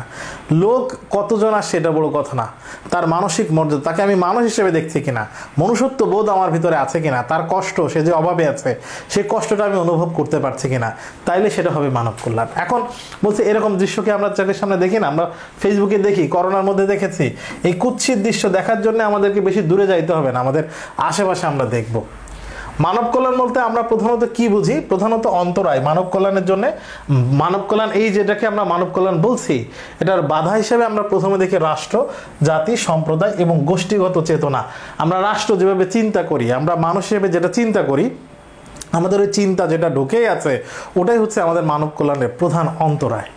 আমরা বিভক্তিকরণের মধ্যে দিয়ে আছি। বিভক্তিকরণের মনোভাব দিয়ে কখনো মানুষের কারোর কল্যাণ করা যায় না। তাহলে কিভাবে যাবে? সমতা আর সহযোগিতার মাধ্যমেই মানব কল্যাণ করা যাবে। সত্যিকার মানব কল্যাণ হচ্ছে মহৎ চিন্তা ভাবনার ফসল। আমি যদি সত্যিকারে মানব কল্যাণ করতে চাই, তাহলে মহৎ চিন্তা থেকেই সেটা আসবে, সেটা রেজাল্ট। বাংলাদেশের মহৎ প্রতিভারা সবাই মানবিক চিন্তা আর আদর্শের উত্তরাধিকারী রেখে গেছেন। তার মানে আমাদের গ্রেট পিপুল যারা বাংলাদেশে সার্ভ করে গেছেন, যারা বড় বড় মানুষ, সবাই তার পরবর্তী প্রজন্ম অথবা লেখালেখি বা কিছুর মাধ্যমে এগুলোর আদর্শ উত্তরাধিকার রেখে গেছেন মানবিক চিন্তার। কিন্তু সেটাকে আমরা প্রয়োগ করতে পারছি না। যেরকম এখানে মহৎ লোক বলতে বিদ্যাপতি, চণ্ডীদাস, লালন প্রমুখের কথা বলেছে। আধুনিককালে রবীন্দ্রনাথ, নজরুলের কথা আমরা জানি। এরা সবাই কি ছিল? মানবিক চেতনার উদাত্ত কণ্ঠস্বর ছিল। তারা তাদের সাহিত্যকর্মে লেখায় মানবিকতাকে, মনুষ্যত্বকে গুরুত্ব দিয়ে লিখে গেছেন। বঙ্কিমচন্দ্রের একটা অবিস্মরণীয় সাহিত্যিক উক্তি আছে, কপালকুণ্ডল উপন্যাসের উক্তি এটা, তুমি অধম তাই বলে আমি উত্তম হইব না কেন, তুমি খারাপ হইতে পারো তাই বলে আমি ভালো হব না কেন। এইগুলো হচ্ছে গভীর মূল্যবোধেরই উচ্চারণ। এগুলো থেকে আমাদের ভিতরে মূল্যবোধের খুব গভীরতা তৈরি হয়। এখান থেকে আমরা প্রশ্ন দেখি, মানুষের মনুষ্যত্বকে বাদ দিয়ে স্রেফ তার জৈব অস্তিত্বের প্রতি সহানুভূতিশীল মানব কল্যাণ কি হতে পারে না? এটা ফলপ্রসূ হবে না, তার রেজাল্ট ভালো হবে না। মানব কল্যাণের কোন রূপ দেখার জন্য দূর দূরান্তে যাওয়ার প্রয়োজন নেই? এই কুৎসিত রূপ দেখার জন্য। বর্তমানে রাষ্ট্র, জাতি, সম্প্রদায়, গোষ্ঠীগত চেতনা মানুষকে কি করে? মানুষকে বিভক্ত করে। সত্যিকার মানব কল্যাণ কিসের ফসল? মহৎ চিন্তা ভাবনার ফসল। বাংলাদেশের মহৎ প্রতিভারা সবাই কিসের উত্তরাধিকার রেখে গেছেন? মানবিক চিন্তা ও আদর্শের উত্তরাধিকার রেখে গেছেন। তুমি অধম তাই বলে আমি উত্তম হইব না কেন, এই অবিস্মরণীয় সাহিত্যিক উক্তিটি কার? এটা বঙ্কিমচন্দ্র চট্টোপাধ্যায়ের কপালকুণ্ডল উপন্যাসের। রবীন্দ্রনাথ এই প্রসঙ্গে একটা কথা বলেছেন, relationship is the fundamental truth of the world of appearance. Rabindranath এই কথাটি বলেছেন, উনি হিবার্ট বক্তৃতায় এই কথাটা বলেছেন। অন্তর্জগতের বাইরে যে জগৎকে আমরা অহরহ দেখতে পাই, অহরহ একটা বিসর্গ সন্ধিসাধিত শব্দ, এটাকে ভাঙলে পাবো অহ, বিসর্গ অহ। মৌলিক সত্য, পারস্পরিক সংযোগ সহযোগিতা।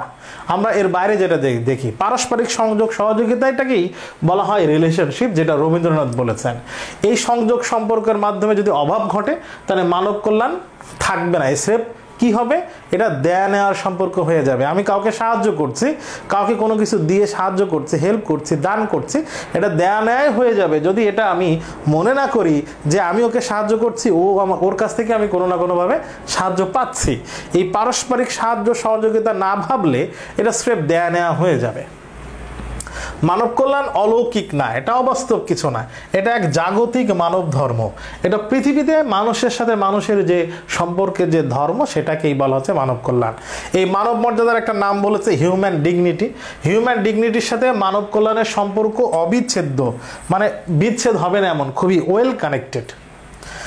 এরপরে বলা হয়েছে রেড ক্রস, এই যে বিভিন্ন সেবাধর্মী সংস্থা আছে, এসব বৃদ্ধি কি আমরা, লেখক বলতেছে এসব বাড়তেছে অনেক, তার মানে কি মানব কল্যাণ বাড়তেছে? না, লেখক বলতেছে এগুলো হচ্ছে মানব অপমান। দেখো, মানুষকে বিপদের মধ্যে রেখে, বিপদের মধ্যে ফেলে আবার বড় বড় সংস্থা করে তাদেরকে সাহায্য করা, এদেরকে ছোট করে দেখানো, দেখো হ্যাঁ ওরা না খেয়ে মারা যাইতেছে এবার সাহায্য করা, আসলে তো এটা মানব কল্যাণ হইল না, এটা মানব অপমান হইতেছে। Relationship is the fundamental truth of the world of happiness, উক্তিটি কার? এটা রবীন্দ্রনাথ ঠাকুরের।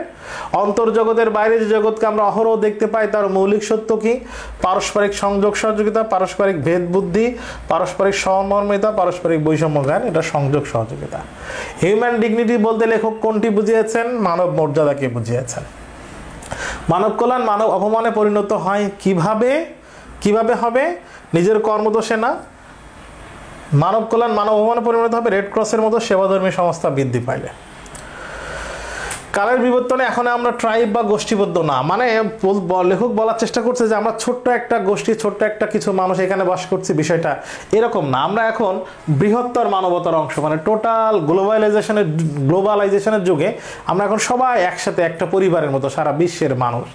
এই জন্য গো অফ হিউম্যানিটি, মানে আমি যদি মানব মর্যাদাকে নিয়ে হিউম্যানিটির জন্য কাজ করতে চাই, সেটা কোনো বিচ্ছিন্ন একটা দেশ বা একটা রাষ্ট্র করলো এরকম না, বিক্ষিপ্তভাবে করা যাবে না, খণ্ডিতভাবে দেখা বা করা, এটা সুযোগ নাই। ভেতরে মানুষের মধ্যে রয়েছে এক অসীম ও অনন্ত সম্ভাবনার বীজ। মানুষের মধ্যে অসীম, যার সীমা নেই, অনন্ত মানে অনেক বেশি সম্ভাবনার, মানে মানুষের ভিতরে কাজ করার বা মানুষের জন্য কাজ করার অনেক ক্ষেত্র বা সুযোগ আছে। এখানে অস্তিত্ববাদ নিয়ে একটা কথা বলা হয়েছে। অস্তিত্ববাদ, যেটাকে ইংরেজিতে বলা হয় এক্সিস্টেন্সিয়ালিজম, যার মূল কথা হচ্ছে ব্যক্তি মানুষের অস্তিত্বকে স্বীকৃতি।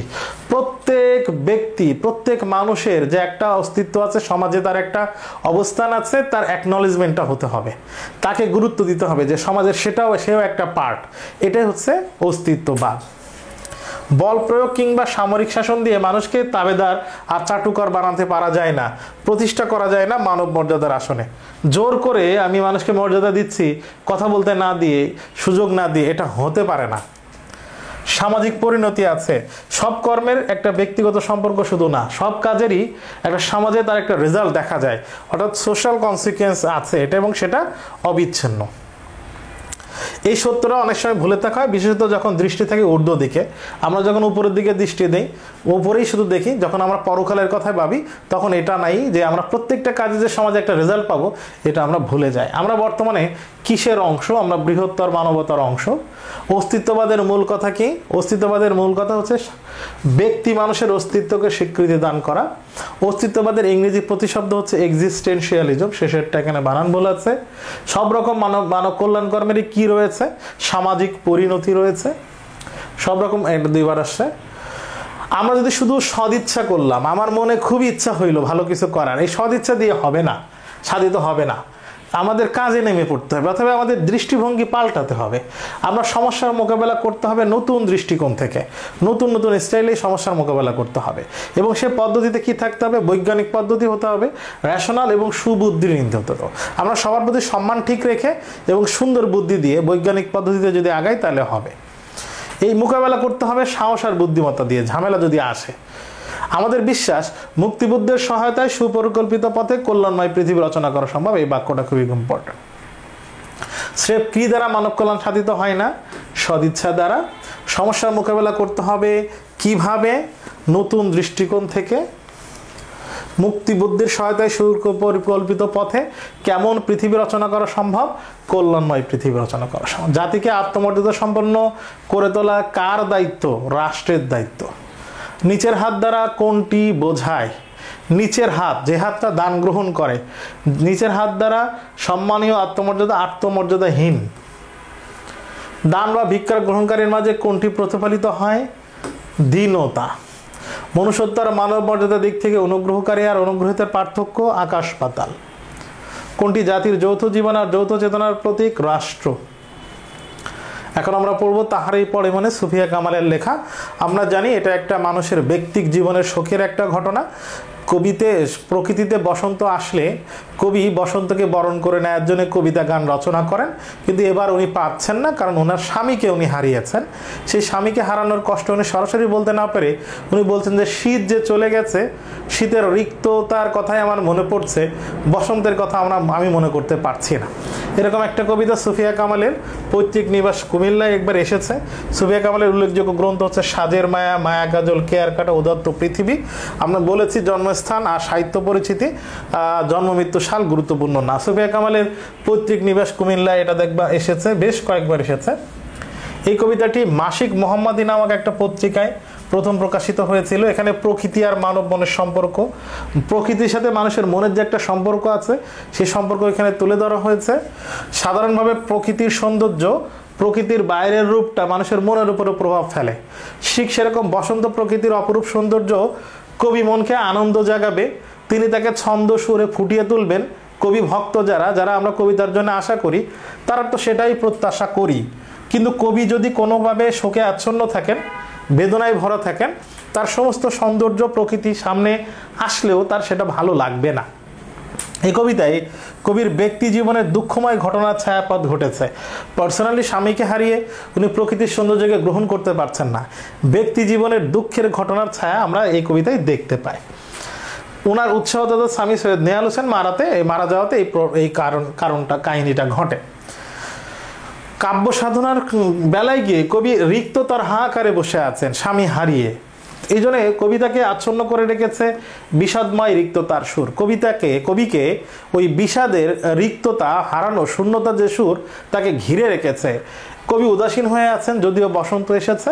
তার অন্তর জুড়ে রিক্ত শীতের করুণ বিদায়ের ঘটনা, মূলত স্বামী হারানোর বেদনা। এই কবিতার সব থেকে লক্ষণীয় বৈশিষ্ট্য হচ্ছে এর নাটকীয়তা, গঠন রীতি, স্ট্রাকচারটা কেমন।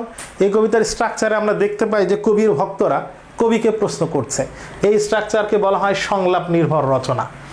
এই হচ্ছে এই কবিতার পাঠ পরিচিতি। আমরা এখন কবিতাটি বিশ্লেষণ করি। আসলে বলেছে কি, কবি ভক্তরা কবিকে বলছে, হে কবি নীরব কেন, আপনি চুপচাপ বসে আছেন কেন? ফাগুন মাস তো এসে গেছে, ফাগুন তো এসেছে ধরায়।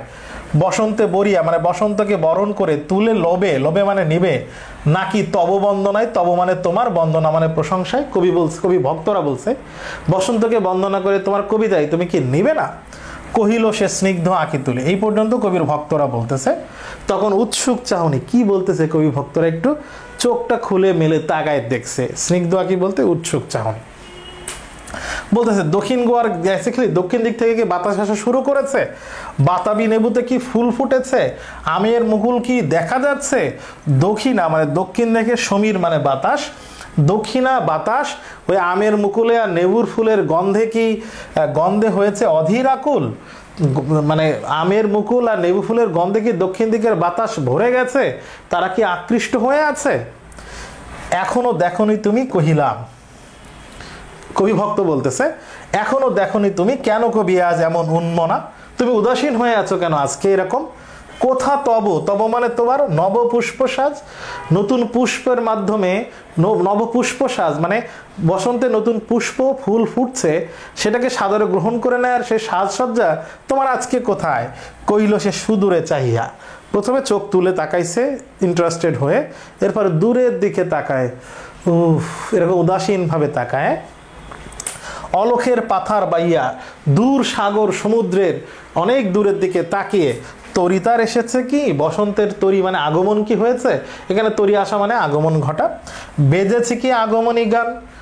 বসন্তে আসলে যে আগমনী গান, একটা প্রকৃতির পরিবর্তন হয়, সেটা কি হচ্ছে? ডেকেছে কি সে আমারে? শুনি নাই রাখিনি সন্ধান। সে কি আমাকে ডাকছে? বসন্ত যে আসছে আমি শুনিনি, আমি কোনো খবরই রাখি না। মনে রাখবা, তাহারই পরে মনে কবিতার যত জায়গায় নাই, নি, না আছে, এই সবগুলো হচ্ছে ক্রিয়া বিশেষণ। তাহারই পড়ে মনে কবিতার সকল না নি নাই হচ্ছে ক্রিয়া বিশেষণ। তাহারে পড়ে মনে কবিতার সকল না নি নাই ক্রিয়া বিশেষণ। কহিলা মানে কবির ভক্তরা বলছে, ও গো কবি রচিয়া লহনা আজ গীতি, রচনা করো না, লেখো না, লিখে নাও না আজকে গীতি, গান রচনা করো না। বসন্ত বন্দনা তব কণ্ঠে শুনি, বসন্তকে প্রশংসা করা তোমার কণ্ঠে শুনি, এ মিনতি আমি অনুরোধ করছি। কহিল সে মৃদু মধুসুরে, দূরের দিকে তাকায় এবার ক্ষীণ কণ্ঠে আস্তে আস্তে ধীরে ধীরে বলছে, নাই হলো না হোক এবার, এবার নাই না হলো, প্রত্যেক বাড়িতে আমি বসন্তকে বন্দনা করি। আমারে গাহিতে গান বসন্তরে আনিতে পড়িয়া, বসন্তকে বন্দনা করে আনতে আমি না হয় এবার গান গাইলামই না। রহিনী সে ভুলেনি তো, এসেছে তো ফাগুন সরিয়া, আমি গান না গাইলে সে তো ঠিকই চলে আইছে, ফাগুনকে ফলো করে ফাগুন মাসে আসার সাথে সাথে সে তো ঠিকই চলে আসছে। কহিলাম মানে কবি ভক্তরা বলছে, ও গো কবি অভিমান করেছো কি তাই, এই যে তোমাকে না বলে চলে আসছে এই জন্য কি তুমি অভিমান করেছো? যদিও সে এসেছে তবু তুমি তারে করিলা বৃথাই, বসন্ত তোমাকে না বলে চলে আসছে ফাগুনকে স্মরণ করে, ঠিক আছে, তাই বলে তুমি তাকে বৃথা করে দিবে এইসব প্রকৃতির এই পুষ্পসজ্জাকে? কহিল সে পরম হেলায়, এতক্ষণ পরে সে কথা বললো মুখ তুলে চোখ তুলে, খুব ইগনোর করে অবহেলা স্বরে, পরম হেলা করে। বৃথা কেন? ফাগুন বেলায় আসছে, বৃথা হয়ে যাবে কেন? ফুল কি ফোটেনি শাকে, শাখায় কি দেখো কোনো ফুল ফোটে নাই? পুষ্পারতি লভেনি কি ঋতুর রাজন, ঋতুরাজ বসন্ত কি পুষ্পারতি দিয়ে পুষ্পের মালা দিয়ে বসন্তকে কি প্রকৃতি বন্দনা করে নেয় নাই, সাদরে গ্রহণ করে নেয় নাই? মাধবী কুড়ির বুকে কি গন্ধ নাকি? মাধবী ফুলের বুকে তুমি কি গন্ধ দেখতে পাচ্ছ না? করে নাই অর্ঘ্য বিরোচন, এখানে বিচরণ হবে না, অর্ঘ্য বিরোচন। সে কি মহামূল্যবান পুরস্কার উপহার দিয়ে গ্রহণ করে নেয় নাই? হোক, তবু বসন্তের প্রতি কেন এই তীব্র বিমুখতা? এটা আবার বলতেছে কবি ভক্ত বলতেছে, ঠিক আছে সবই হচ্ছে প্রকৃতিতে, কিন্তু বসন্তের প্রতি তোমার এরকম বিমুখতা কেন? বসন্তের প্রতি কোনো আগ্রহ কেন নেই? কহিলাম উপেক্ষায় ঋতুরাজে কেন কবি তুমি দাও ব্যথা? কবি ভক্তরা আবার বলতেছে, ঋতুরাজকে উপেক্ষা করে বন্দনা না করে তুমি এরকম কষ্ট দিচ্ছ কেন? কহিল সে কাছে সরে আসি, এবার কবি ভক্তের কাছে সরে এসে কবি বলছে, কুহেলি উত্তরিতলে মাঘের সন্ন্যাসী। কুহেলি কুয়াশা, উত্তরিতলে মানে কুয়াশার চাদরের নিচে মাঘের সন্ন্যাসী। আমরা জানি শীত যখন আসে কুয়াশা থাকে প্রকৃতিতে, কুয়াশার চাদর দিয়ে মুখ ঢেকে মাঘের সন্ন্যাসী মানে শীতকাল গিয়াছে চলিয়া ধীরে পুষ্পশূন্য দিগন্তের পথে। শীতকাল যখন চলে যায় তখন প্রকৃতির পাতা গাছের পাতা সব ঝরে যায়। তো বলছে এরকম কুয়াশার চাদর দিয়ে শীতকাল খুব দূরে চলে গেছে রিক্ত হস্তে, খালি হাতে, তাহারই পরে মনে ভুলিতে পারি না কোনো মতে। বলছে যে শীতকাল চলে গেছে প্রকৃতিকে শূন্য করে, ওই শীতের কথা আমার মনে পড়ছে, বসন্তের প্রতি আগ্রহ আমার নেই। মূলত স্বামী মারা গেছে ওই কষ্ট, কবির মনের এই কষ্ট, বলছে আমার মনে আসলে কষ্টে ভরা, আমি এবার আর বসন্তকে বন্দনা করে কবিতা লিখতে পারছি না। এখানে কিছু ব্যাকরণ আছে, নীরব নিযুক্ত রব, এটা সন্ধি দিয়ে গঠিত। ফাগুন শব্দটা আসছে ফাল্গুন থেকে, দিগন্ত দিকযুক্ত অন্ত, দক্ষিণা শব্দটা দক্ষিণ যুক্ত প্রত্যয় সাধিত, অলোক শব্দটা আসছে অলক্ষ্য থেকে। কুহিলি উত্তরিতলে এটা হবে মাঘের সন্ন্যাসী। কবিতাটিতে স্নিগ্ধ আঁকিতে বলতে কি বোঝায়? এটা হবে উৎসুক চাহনি। এই প্রশ্ন নিয়ে তোমাদের বিভিন্ন কথা থাকতে পারে, কিন্তু এক্সাক্ট উত্তর হবে উৎসুক চাহনি। তাহারই পরে মানে কবিতাটি প্রথম প্রকাশিত হয় কোন পত্রিকায়? মাসিক মোহাম্মদী পত্রিকায়। বসন্তের প্রতি কবি বিমুখ কেন? কারণ রিক্ত শীতের বিদায়কে কবি ভুলতে পারছেন না। সুফিয়া কামালের পৈতৃক নিবাস কোথায়? কুমিল্লা। কবিতায় ব্যবহৃত পুষ্পারতি এই শব্দটি গঠিত হয়েছে পুষ্পযুক্ত আরতি, তার মানে সন্ধি যুগে। মাধবী শব্দের অর্থ কি? মাধবী শব্দের অর্থ হচ্ছে বাসন্তী ফুল। এখনো দেখনি তুমি, এখানে নি হচ্ছে ক্রিয়া বিশেষণ বলেছি। তাহারই পরে মনে কবিতার সকল না নি নাই হচ্ছে ক্রিয়া বিশেষণ। কুড়ি শব্দের বিবর্তিত রূপ মানে কুড়ি শব্দ আসছে কোরক থেকে। তাহারই পরে মানে কবিতাটি স্তবক সংখ্যা, এখানে স্তবক মানে কবিতার পার্ট আছে 5, এটা গুরুত্বপূর্ণ কম।